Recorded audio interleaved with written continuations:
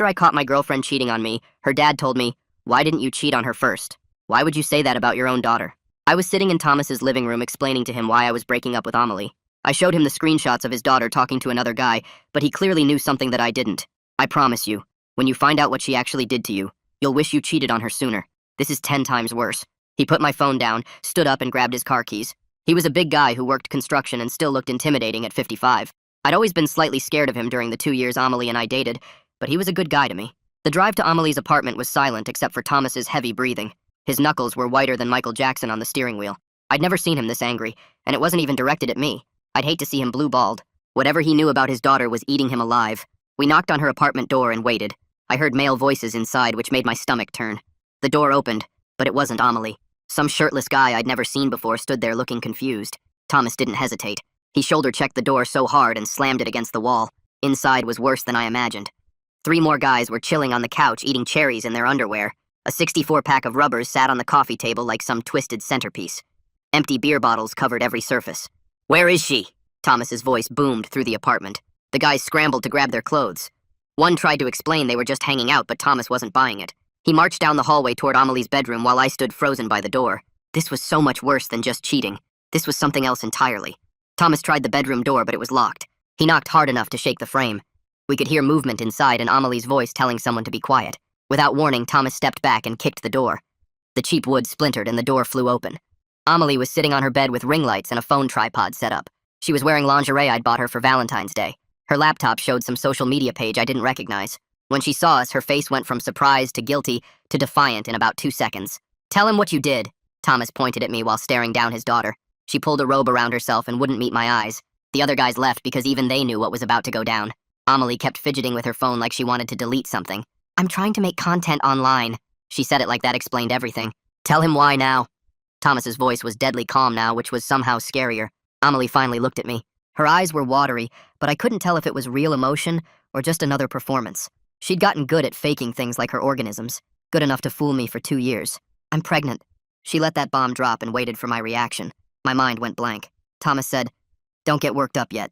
Tell him whose it is." Thomas wasn't letting her off easy. Amelie's face crumpled. She started ugly crying, which used to make me want to comfort her. Now it just made me feel sick. She grabbed tissues from her nightstand and tried to compose herself. "It's your brother's." She whispered it so quietly I almost didn't hear. "Nick and I, it just happened. You were always at work and he was there and we just wanted to quickly slip it in." The words hit me like a punch to the gut and everything went fuzzy around the edges. My legs felt like they weren't attached to my body anymore and I had to grab the doorframe to stay upright. The room started spinning and I could see myself standing there like I was watching from the ceiling. Some poor idiot who just found out his whole life was a lie. Thomas's big hand landed on my shoulder and he started steering me toward the door, his grip keeping me from falling over. My feet moved on their own while my brain kept repeating those words over and over. Nick and Amelie, my brother and my girlfriend. The shirtless guy was still in the hallway pulling on his shirt, and he opened his mouth to ask something, but Thomas just looked at him and growled something that made him scramble for the front door. We walked past the living room where the other guys were grabbing their stuff and rushing out, nobody wanting to stick around for whatever was about to happen. Thomas kept his hand on my shoulder all the way to his truck and basically pushed me into the passenger seat. The ride back to his place was dead quiet except for his heavy breathing and him hitting the steering wheel every few minutes. He started to say something about Amelie's past, about things he should have told me, but his words sounded like they were coming through water and I couldn't focus on them. The streetlights blurred past the window and I pulled out my phone without thinking. My fingers typed 3 words to Nick. "Call me now." The message showed read right away, but no dots appeared. No typing. Nothing. Of course, he was too scared to face me. Thomas pulled into his driveway and led me inside to his couch while he went to make coffee. I opened Amelie's Instagram on my phone and looked at it with fresh eyes. There were links I'd never clicked before in her bio. Something called OnlyFans, and another site I didn't recognize. The comments under her photos suddenly made sense. All these guys calling her baby and saying weird stuff I'd always thought was just random internet creeps. Thomas came back with 2 mugs and sat in his recliner watching me scroll. There were tip menus on some site, prices for different types of content, subscription tiers. How had I been so blind? Thomas didn't say anything, just let me process it all while the coffee got cold in my hands. That night I lay on his couch staring at the ceiling while my brain wouldn't shut off. Every time Nick came over late at night to hang out. Every time Amelie said she was too tired when I got home from work. All those times they were probably laughing at me behind my back. The image of those condoms on her coffee table kept flashing in my head along with the ring lights and camera setup. My phone started buzzing around 6 in the morning with texts from people I knew. Word was already spreading somehow. People asking if it was true, if Amelie and I broke up, if the rumors were real. I didn't open any of them because I didn't even know what rumors were out there, and I wasn't ready to deal with any of it. Around noon, Thomas called even though I was still on his couch. He was outside working on his truck and said he wanted to check on me. His voice sounded tired and old when he apologized for everything and asked me not to do anything stupid about Nick yet. He said we both needed time to think before anyone did something they'd regret. I promised him I'd stay calm even though calm was the last thing I felt. After the call, I opened a new text to Amelie and started typing every angry thought in my head. I called her names I'd never said out loud, told her exactly what I thought of her, but then I stared at the wall of text and deleted every word. She'd just use it against me somehow, play victim like she always did when she messed up. Instead, I blocked her number and her Instagram and everything else I could find. Late that night, my phone rang and Nick's name popped up. I almost didn't answer, but my thumb hit accept before my brain could stop it. The first words out of his mouth were, "It's not what you think," before I even said hello. I asked him how getting my girlfriend pregnant could possibly not be what I think, and the line went quiet for a second before the call ended. He hung up on me like the coward he'd always been when things got hard. I threw my phone on Thomas's couch and grabbed a pen and paper from his kitchen drawer. My hands were shaking, but I needed to do something, anything, to feel less like I was drowning. I started writing down everything I had to handle now that my life was blown to pieces. Get tested for STIs was #1 on the list because who knows how many guys Amelie had been with. Get my stuff from her place went next. Then cancel the Netflix we shared, change my passwords, all the boring stuff you don't think about until your world falls apart. Having tasks to focus on helped me breathe a little easier, even though my chest still felt tight. I picked up my phone and called my boss at the construction site. He answered on the second ring, and I told him I needed a personal day, maybe 2, for a family emergency. He didn't ask any questions, just said to take care of myself and not worry about the Peterson job. I was grateful he didn't push for details because I couldn't explain this mess to anyone yet. My phone buzzed with a text from Thomas, saying Amelie had already made all her social media private and was doing damage control. He warned me she might try to spin this her way, and I should document everything I saw at her place. I opened her Instagram on my laptop and started taking screenshots of everything before she could delete it all. Her subscription site link was still in her bio, and I clicked it even though my stomach turned. There were preview images I'd never seen before, prices for different types of content, tip menus for special requests. I screenshotted everything, including our bank statements that showed I'd paid for the camera equipment she was using for this. Each image felt like finding out about another lie, but I needed evidence of what she'd been doing behind my back. My phone lit up with a message from my buddy from high school who'd heard something was going down. He sent me a video clip someone had saved before Amelie locked everything down. I recognized my own hoodie hanging on her bedroom door in the background. The timestamp showed it was filmed 3 weeks ago while I was pulling a double shift at work. I saved the video to my cloud storage and added it to my growing folder of evidence. The next morning, I drove to the walk-in clinic downtown and told the receptionist I needed a full STI panel. She handed me forms to fill out, and I sat in the waiting room surrounded by other people dealing with their own problems. When the nurse called me back, she was kind, but professional as I explained I didn't know how many partners my ex had been with. She nodded like she'd heard this story before and started preparing the tests. The whole thing felt like accepting this horrible new reality where I couldn't even trust what had happened to my own body. Thomas called while I was waiting for my test results, and his voice sounded heavy. He admitted he'd suspected Amelie was doing stuff online for money, but thought it was just photos, not this whole operation. His voice cracked when he said he should have warned me sooner, but he didn't know how to bring it up. I told him it wasn't his fault, even though part of me wished someone had told me the truth months ago. My mom started calling and texting, saying she wanted the family to sit down together and talk this through. I texted back that I wasn't ready to be in the same room as Nick, and she needed to respect that boundary. She kept pushing, saying we were brothers and needed to work this out, but she didn't understand what they'd done to me yet. The nurse came back to draw my blood and asked gentle questions about my last exposure dates. I had to admit I didn't even know when Amelie was last faithful to me, if she ever was at all. She marked down that my last confirmed exposure was unknown and drew several vials of blood for the different tests. The whole process made me feel dirty, even though I hadn't done anything wrong. That afternoon, my email pinged with a message from Amelie since I'd blocked her phone number. She was asking to meet for closure and to discuss the pregnancy situation. She said we needed to talk about what happens next and figure out how to handle things. I stared at the email for 10 minutes before typing back that I'd consider meeting after I got my test results. I needed to protect myself first before dealing with whatever mess she and Nick had created. Thomas texted again saying Amelie was already telling people I'd been neglecting her, and that's why she turned to Nick. The story was spreading through our friend group, and everyone was picking sides without knowing the truth. I screenshotted her email and his texts, adding them to my evidence folder because I had a feeling I'd need proof of everything soon. My boss called to check on me and said HR had heard there might be some personal drama affecting me. I kept it vague but professional, just saying I was dealing with a family situation that would be resolved soon. He assured me my job was safe as long as I communicated about any time I needed off. At least one thing in my life was still stable, even if everything else was falling apart around me. 3 days later, I waited outside Amelie's building until I saw her car pull out of the parking lot heading to work.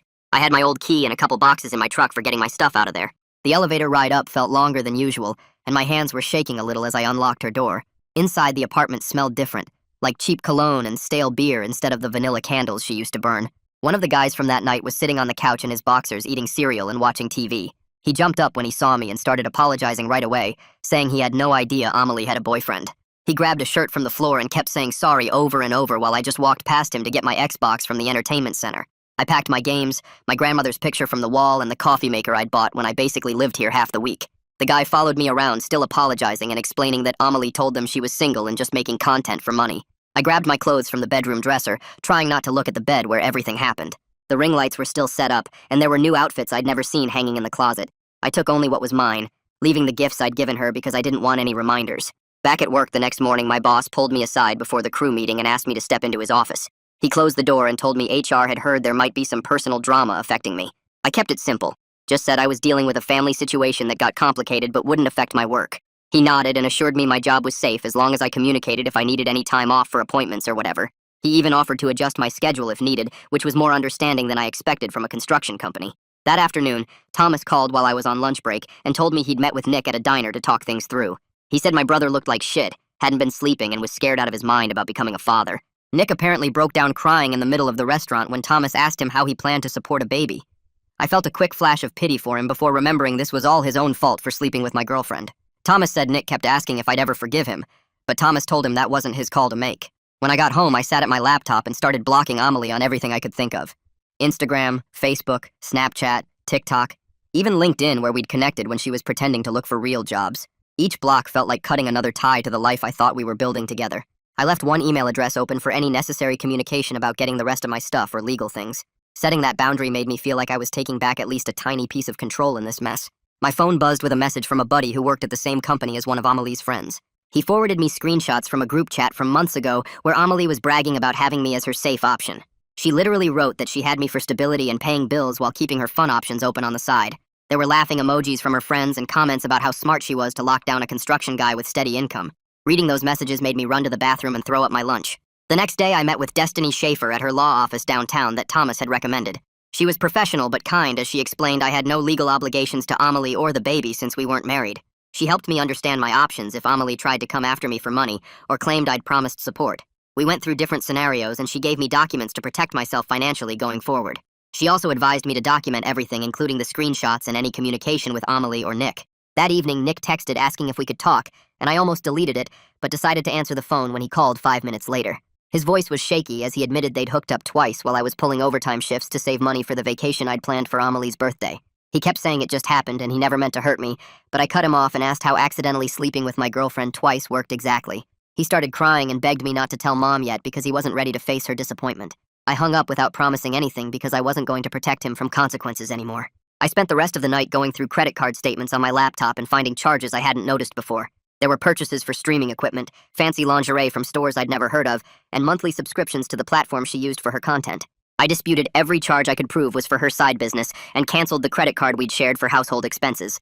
Each dispute felt like reclaiming a piece of my dignity, even though the money was already gone. My first therapy appointment was the next Thursday, and I sat in the waiting room filling out forms about my mental health history. The therapist was an older woman who listened without judgment as I explained what happened with Amelie and Nick. She helped me put names to what I was feeling like betrayal trauma, family destruction, and sexual deception from not knowing who Amelie really was. We talked about the intrusive thoughts that kept me awake at night and the anger that would hit me randomly during the day. She gave me breathing exercises and grounding techniques to use when I felt overwhelmed by everything. At work on Monday, my boss called me into his office again and told me he was reassigning me to the Riverside project site. He explained it was the same pay and hours, but at a location where Nick's company never had business. It stung my pride a little to need special accommodations, but I was also relieved I wouldn't risk running into my brother at a job site. 3 days later, I was standing in line at the pharmacy waiting to pick up the anxiety meds my therapist prescribed when I saw Amelie walk through the automatic doors. She froze when she spotted me holding my prescription slip. We locked eyes for maybe 2 seconds before she turned around and walked right back out, leaving a basket of shampoo and vitamins on the counter. The pharmacist called my name and I grabbed my pills, my hands shaking as I signed the paperwork. That night, I sat at my computer and typed out an email to Amelie that took me 3 hours to write. I kept it simple and formal, stating our relationship was over. I wanted no financial ties and any communication should go through lawyers if needed. I hit send and felt like I was finally drawing a line in the sand after weeks of chaos. Thomas called the next morning asking if I'd attend a mediated discussion with Amelie about the pregnancy situation.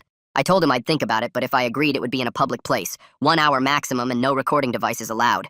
He said those terms were fair, and he'd set it up for Saturday at a coffee shop downtown. Saturday came too fast, and I walked into the coffee shop 10 minutes early to pick a table near the exit. Amelie showed up 5 minutes late wearing sunglasses inside like some kind of celebrity hiding from paparazzi. She sat down and immediately started talking about how she used my stability and income to fund her online career while sleeping with Nick when she felt neglected. She said it matter-of-factly like I should understand her logic. I asked if she was getting prenatal care and whether Nick was prepared to support the baby financially. She laughed and said Nick had been avoiding her calls about money and was already backing away from any responsibility. The whole conversation lasted 40 minutes before I stood up and left without saying goodbye. Back in my car, I sent Nick a text saying I'd support him getting a paternity test, but wouldn't be involved beyond that basic advice.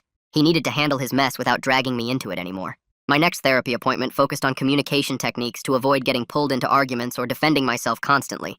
The therapist gave me actual scripts to follow when people tried to guilt me or make me explain my boundaries. Having those phrases ready made me feel less reactive and more in control of conversations. Nick texted me 2 days later saying he was looking into payment plans for the paternity test and prenatal costs. His messages were full of panic about money and kept repeating that he never meant for this to happen. I didn't respond because intentions didn't change the reality of what he did. That weekend, my mom showed up at my apartment door with Nick standing behind her looking like a kicked puppy. She started talking about family needing to stick together, but I didn't open the door past the chain lock. I told her she needed to respect my boundaries, even if it hurt her to see her sons divided like this. Nick tried to say something, but I closed the door and turned up my TV until they left. Monday morning, I met with Destiny at her office, and she explained how to document any harassment that might happen. She helped me set up a filtered email system that would automatically sort messages from Amelie or Nick into a separate folder I could review with a clear head. She also gave me templates for cease and desist letters if things escalated. Being prepared for potential problems made me feel less vulnerable to whatever drama might come next. The whole system took about an hour to set up on my laptop and phone. 2 days later, I was back at the construction site pushing through the Henderson warehouse project that had been sitting on my desk for weeks. My hands moved on autopilot measuring beams and checking load calculations while my brain tried not to think about everything else. The numbers made sense in a way that nothing else did right now. I stayed late rechecking every measurement twice because at least blueprints didn't lie to your face for 2 years. When I finally submitted the completed plans, my supervisor walked over and looked through them right there at my desk. He nodded and said I'd done solid work considering everything going on, then walked away before I could ask what he meant by that. The next afternoon, Thomas texted asking if I wanted to grab a beer after work. We met at this dive bar near the highway where nobody from our neighborhood would see us. He ordered 2 beers and stared at his bottle for a long time before telling me about his ex-wife. 20 years ago, he'd cheated with some woman from his gym, and it destroyed his marriage completely. His wife took everything in the divorce and moved 3 states away with their son, who still won't talk to him. He said watching Amelie do this to me made him sick because he knew exactly what kind of damage cheating causes. He'd spent years trying to raise Amelie right after her mom left, but somewhere along the way she'd turned into someone he didn't recognize. His hands shook a little when he talked about finding out she was doing online stuff for money. That night, I got an email from Amelie with Nick copied on it saying she'd scheduled a paternity test for Thursday at the medical center downtown. The message was all business with appointment times and what Nick needed to bring for identification. She'd clearly gotten a lawyer involved because it read like a legal document with none of her usual rambling texts. I forwarded it to Destiny, who confirmed it looked standard, and I should stay away from the whole thing. Thursday morning, I signed up for overtime at the warehouse project instead of sitting home thinking about what was happening across town. I hauled materials and operated the forklift until my back hurt, and my mind went blank from exhaustion. Every time I thought about Nick sitting in that waiting room, I'd grab another load of concrete blocks to move. My supervisor asked if I was trying to finish the whole project myself, and I just shrugged and kept working. That weekend, I pulled out the box of stuff Amelie had given me over 2 years.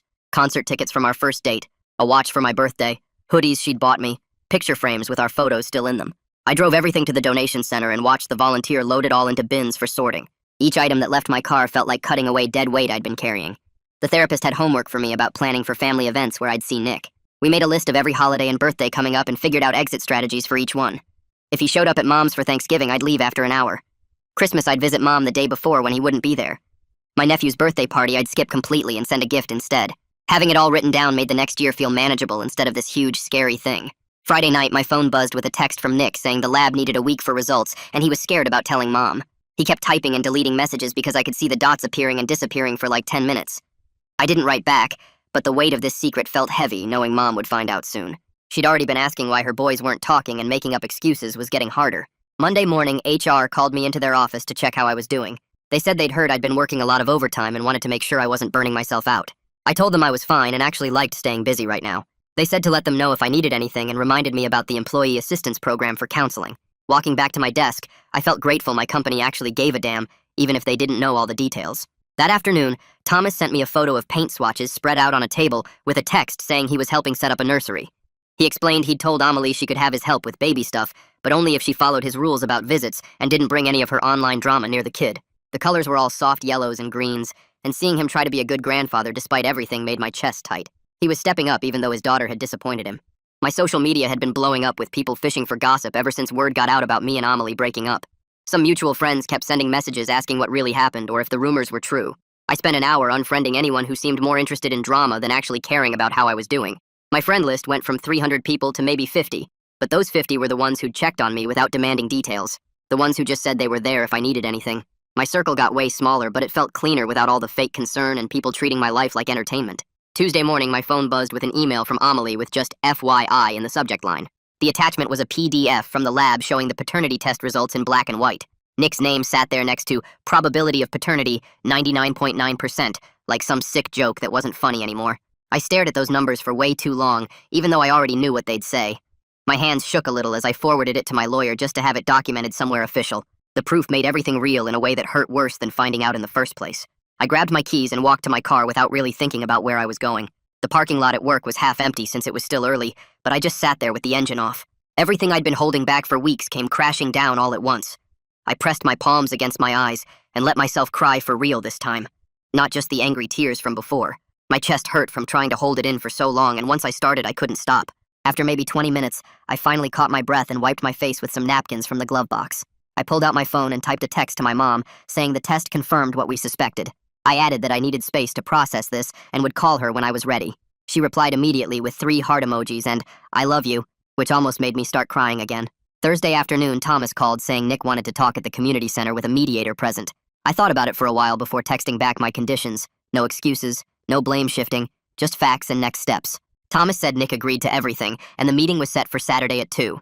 I spent Friday night writing down what I wanted to say so I wouldn't get emotional and forget my main points. Saturday came too fast, and I drove to the community center feeling like I might throw up. The mediator was some older lady who looked like she'd seen this kind of mess before. Nick was already there looking smaller than I remembered, fidgeting with his phone and avoiding eye contact. The mediator started with ground rules, but Nick interrupted saying he needed to get something off his chest first. He admitted he'd been jealous of my relationship with Amelie from the start because I always had everything together. He said my work schedule gave him an excuse to hang around, and one thing led to another. Hearing him say it out loud didn't make me feel better, just tired and disappointed in who my brother turned out to be. I pulled out my list and read through my terms without looking at him. We'd stay low contact with no overlap at family events for at least a year. He couldn't ask me for money for the kid no matter how tight things got. If Mom wanted both of us somewhere, we'd coordinate so only one showed up at a time. Nick nodded along to everything, looking relieved that I was even giving him a path forward instead of cutting him off completely. The mediator helped us work out the details and put everything in writing even though it wasn't legally binding.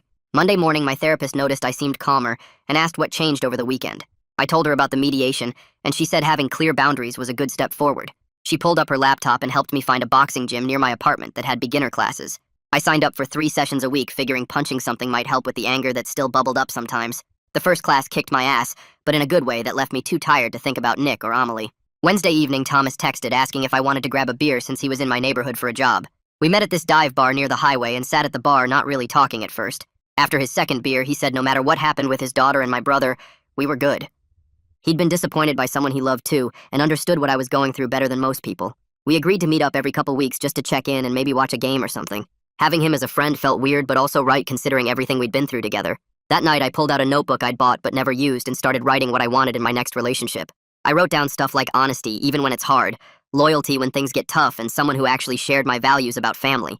The list got longer than I expected and included things I didn't even know mattered to me before all this happened. When I finally put the pen down and got ready for bed, something felt different in a good way. I brushed my teeth and climbed into bed without checking my phone for messages or drama. For the first time in weeks, I fell asleep without replaying everything in my head and slept straight through until morning. Thanks for exploring all these questions with me today. It's been a pretty curious little journey to share together. Until next time, take care. Subscribe for more content like this.